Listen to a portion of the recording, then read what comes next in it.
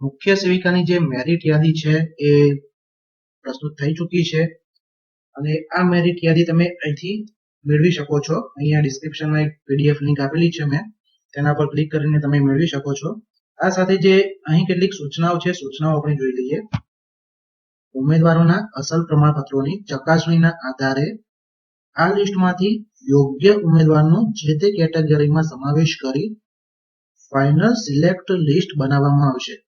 એટલે કે આ જે લિસ્ટ છે ફક્ત પ્રોવિઝનલ છે, અહીંયા ફાઇનલ સિલેક્ટ લિસ્ટ પછી આવશે. ઉમેદવારોના અસલ પ્રમાણપત્રોની ચકાસણી અંગેની જાહેરાત અલગથી આપવામાં આવી રહેલ છે. એટલે કે તમારા જે પ્રમાણપત્રોની ચકાસણી કરવાની છે એની જાહેરાત અલગથી આપવામાં આવશે.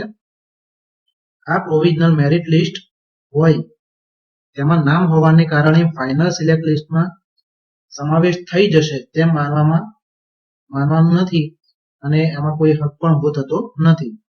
અને આ જે લિસ્ટ છે એ ઓનલાઈન ફોર્મમાં ભરેલી વિગતોને આધારે બનાવેલ છે. હવે મિત્રો અહીંયા આપણે જો તમે અહીંયા જોઈ શકો છો કે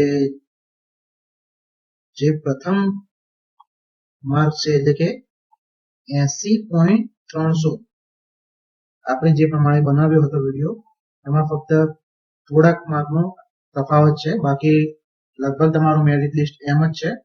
આ તો થઈ મિત્રો મુખ્ય સેવિકાની વાત.